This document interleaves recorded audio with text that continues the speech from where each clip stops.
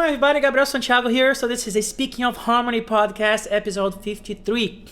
Today we're going to be talking about avoid nodes, a very interesting topic to talk about. But before I go into that, don't forget to subscribe to the channel, activate the little bell notifications. This is all my social media stuff.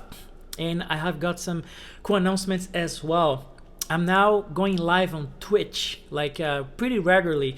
So if you guys want to catch me live and hang out and talk about music and harmony, of course, and just watch me play and, ask questions about it. I'm practicing all the time on Twitch now, live. So if you want to join me, here's a link of my Twitch account. I'm live pretty frequently now online. And please give it a follow, and if you're gracious enough to subscribe, then it's highly appreciated. If you're not on Twitch, please do so. It's a great platform and it's designed for live streaming, and I'm going to be there more and more now. Also, if you really want to be in touch with me along with the Twitch streams, I'm also really launching a Discord chat channel. Discord is a great platform for chatting, for interacting. So he is also in the description of the video. You're going to find the link to join my Discord chat. For you Twitchers over there and gamers, you know what Discord chat is. If you're not, take a look at that. It's really great. I have started the channel now on Discord. So feel free to join me, and then we're going to interact all the time. It's just a place to discuss music and everything related to what I'm doing. Exchange experiences and all that. So there's also a channel em português para os meus amigos do Brasil. Lá no Discord tem canal em português só pra gente falar em português. All right? After this announcements, let's get into the video. Right?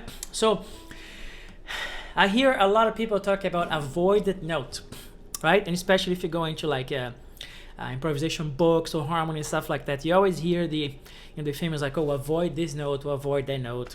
This is an avoided note and stuff like that. So I really wanted to address that because yes, in some context you should avoid certain notes, but it all depends on context, right? Obviously, there are moments where this avoided note just give a nice color and a nice hint, a nice spice into whatever harmony or improvisation you're doing, right?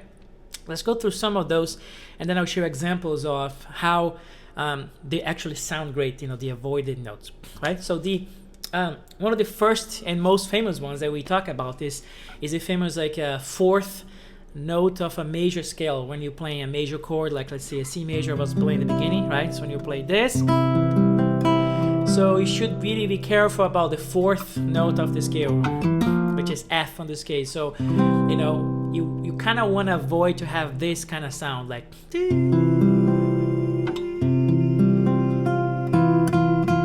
I see something like that. So you want to avoid that note, then that's why they call it avoided notes, right? Avoided tones, whatever they call it. Yes, in that context you should avoid it because basically it's all about the minor ninth interval, right? This interval over here. It's a really harsh dissonance that you kind of avoid when you can. But you see that there are contexts when it's great to actually use it. On this particular case, when I play a super diatonic harmony like this, right? Triadic.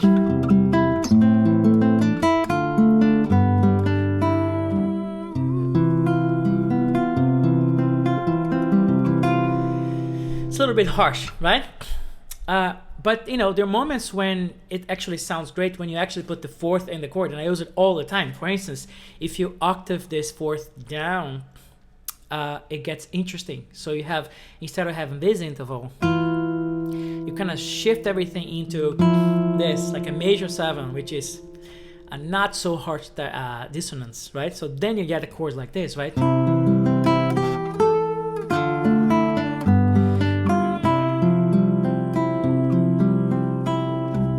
Then you had a nice color. I really love this color. Actually, kind of most of my major triads, and I always put a fourth in there, like an added fourth chord, just for the sake of this blurred kind of language. Of course, everything context, right? If I'm doing something like this,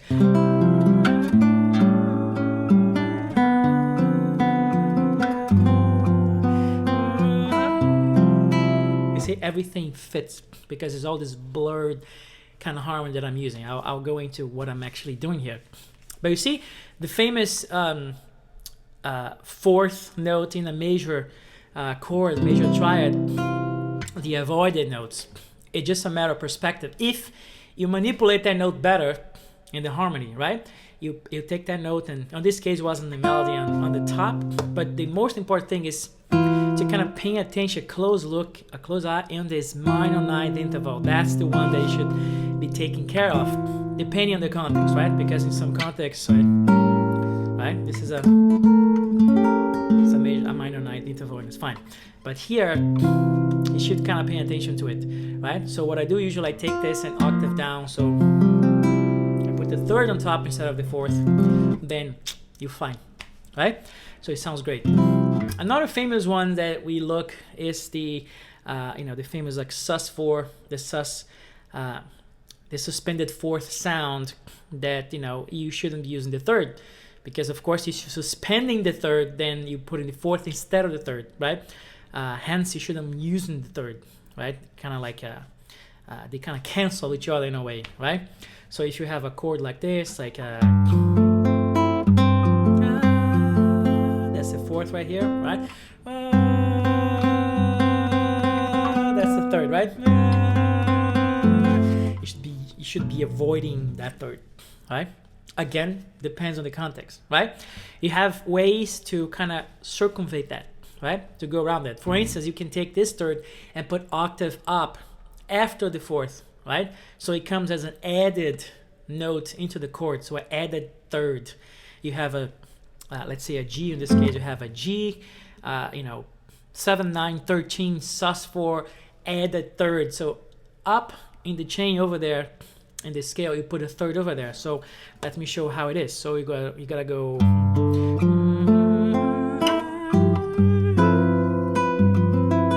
See? Woo!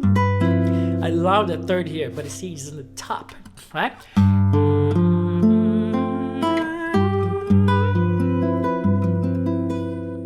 See, the third is like way up there in the chain of events, in the stacked thirds intervals, right? So then I got this. The same deal. I transformed this interval into major 7, which is way more smooth than a minor 9.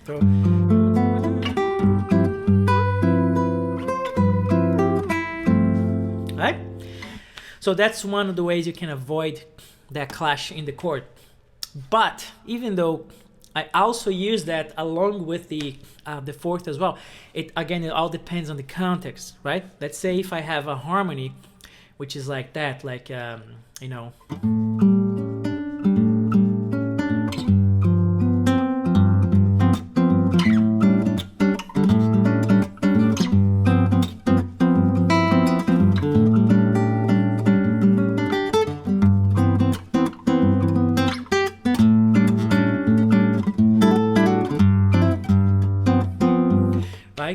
Djavan, great Brazilian composer, has some kind of voicings like that. So what I'm doing here, I'm doing the dominant chord, in this case A, but then I'm putting the 11th or sus4. In this case, I'm actually thinking of a sus4 chord, right?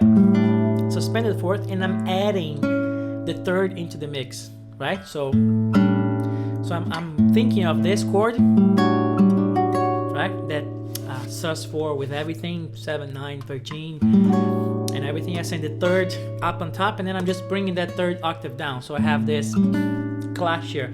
But if I kind of put that in context, on this case here, when everything that I'm doing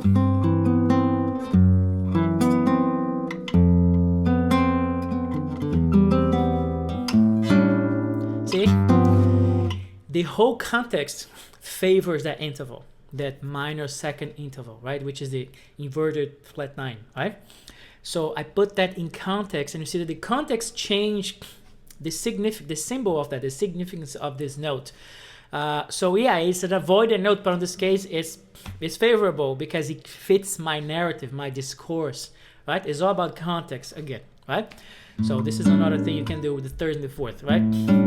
And again, it's all about avoiding that flat 9 interval, right, that we're talking about, right? But if you look, even on chords that are totally avoidable, let's say, it all depends on the context. Let's say you take amazing guitars. I'm a huge fan of Alan Holdsworth, the late Alan Holdsworth. He has all this, harmonies like that, with all these voicings that actually favors this minor 9 interval. But again, this context, again, you have a whole progression that fits the narrative, right? I'm not like randomly just plugging this chord out of nowhere. So context, again, is important. It's the major subject of today's episode, is context, right? Like, for instance, like a common thing that you kind of have to avoid, for instance, when you, let's say, ending again, let's say if I'm on C major, right?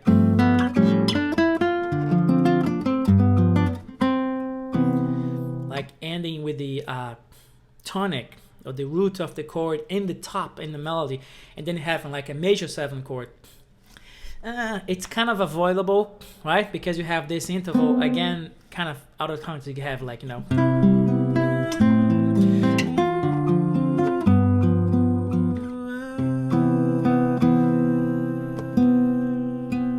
you have this, right? Again, minor 2nd, which is the same with the flat 9 inverted, that interval. But if I gave it context, again, I can have now.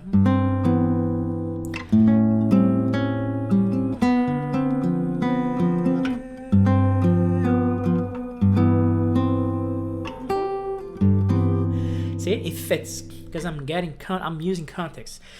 If you're not here, some of these great sounds into like orchestral music and stuff, go check out Vince Mendoza. He's one of my big heroes. He's an amazing composer and orchestrator, and all his orchestrating is, as I call, blurred, quote unquote, because he uses these intervals like right on top when you actually should avoid it. He's actually like using it beautifully, right? You can invert the chord, for instance, for a different bass, and that kind of softens up a little bit. Let's say this chord I'm using, if I use the bass on the 5th, for instance, I'm already smoothing it over already, right?